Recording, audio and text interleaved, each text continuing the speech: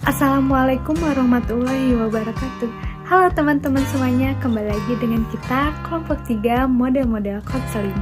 Kali ini kita akan menjelaskan tentang konseling kognitif. Apa sih konseling kognitif itu? Untuk itu, mari kita simak penjelasan di video berikutnya.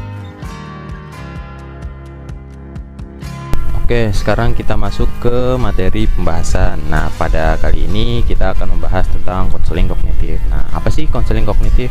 Konseling kognitif ini adalah suatu usaha untuk mengubah pandangan seseorang terhadap diri sendiri, orang lain, atau lingkungan fisik yang ada di masyarakat. Sebagai akibatnya, seseorang dibantu untuk mencapai identitas secara pribadi dan menentukan langkah-langkah untuk menempuh perasaan berharga, perasaan berarti, dan bertanggung jawab di lingkungan masyarakat.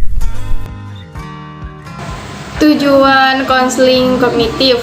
Tujuan dari konseling kognitif menurut Gradge Blatham ada dua macam, yaitu pertama, mendemonstrasikan kepada klien bahwa berkata-kata pada diri sendiri adalah akibat adanya gangguan. Tujuan konseling kognitif adalah mengembangkan kesadaran klien dari seluruh hambatan yang diciptakannya sendiri di dalam mengembangkan komunikasi dengan orang lain dan mengembangkan pola interaksi sosial sesuai dengan situasi dan kondisi, serta mampu mengatur sikap hidup dirinya dengan baik dan dapat membina kontak sosial dengan baik. Sama halnya dengan menggunakan aliran rasional emotif. Aliran kognitif memandang sifat-sifat manusia sebagai berikut. Yang pertama, ada dilahirkan dengan satu potensi untuk berpikir secara lurus dan rasional serta berpikir tidak rasional.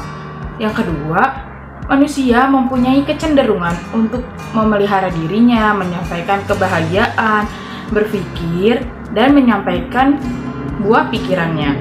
Dan yang terakhir, yang ketiga, manusia juga mempunyai kecenderungan untuk memusnahkan atau mencelakakan dirinya, mengelak dari berpikir, mengulang kesalahan yang sama, mencari hal yang gaib, lalu bersikap tidak sabar dan menyalahkan diri sendiri dan lain halnya. Aspek-aspek konseling kognitif yang pertama ada mengingat atau remembering, yang kedua ada memahami atau understanding, yang ketiga ada menerapkan atau applying, yang keempat ada menganalisis atau analyzing, yang kelima ada mengevaluasi atau evaluating, yang terakhir ada mencipta atau creating. Yang selanjutnya ada prinsip-prinsip konseling kognitif. Yang pertama, harus didasarkan pada formulasi yang terus berkembang sehubungan permasalahan konseli dengan konseptualisasi kognitif konseling. Lalu yang kedua, harus didasarkan pada pemahaman yang sama antara konselor dan konseli terhadap permasalahan yang dihadapi konseli. Lalu yang ketiga, memerlukan kolaborasi dan partisipasi aktif dari konseli dan konselor. Lalu yang keempat, berorientasi pada tujuan dan berfokus pada permasalahan. Lalu yang terakhir, berfokus pada kejadian saat ini. Selanjutnya merupakan edukasi, bertujuan mengajarkan konseli untuk menjadi terapis bagi diri sendiri.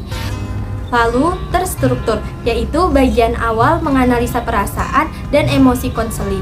Selanjutnya, mengajarkan konseli untuk mengidentifikasi, mengevaluasi, dan menanggapi pemikiran disfungsional dan keyakinan mereka. Selanjutnya, menggunakan berbagai teknik untuk merubah pemikiran, perasaan, dan tingkah laku. Selanjutnya, teknik-teknik dalam pendekatan kognitif. Yang pertama, terapi realistis. Terapi realistis ini tidak melibatkan penjelasan komprehensif mengenai perkembangan manusia, seperti sistem Freud. Namun, pendekatan ini menawarkan pada para praktisnya suatu fokus pandangan mengenai beberapa aspek penting dari kehidupan manusia dan sifat manusia. Yang kedua, terapi kognitif. Tujuan terapi kognitif ini adalah untuk memeriksa dan mengubah pikiran yang belum teramati dan negatif. Konselor terapi kognitif khususnya berfokus pada distorsi kognitif yang berlebihan, seperti pola pikir semua atau tidak sama sekali, prediksi negatif, generalisasi berlebihan, melabeli diri sendiri, mengkritik diri sendiri, dan personalisasi. Dan yang terakhir yaitu terapi rasional atau TRE. Terapi rasional adalah psikoterapi yang berlandaskan asumsi bahwa manusia dilahirkan dengan potensi baik untuk berpikir rasional dan jujur ataupun berpikir irasional dan jahat. Yang kemudian teknik kognitif restructuring. Kognitif restructuring melibatkan penerapan prinsip-prinsip bernalar dan pikiran. Teknik ini dirancang untuk membantu mencapai respon emosional yang lebih baik dengan mengubah kebiasaan penilaian habitual sedemikian rupa yang sehingga juga menjadi tidak terlalu biasa. Terima kasih sudah menyaksikan video penjelasan tentang konseling kognitif dari kelompok 3. Kekurangan dan kelebihan mohon dimaafkan. Wassalamualaikum warahmatullahi wabarakatuh.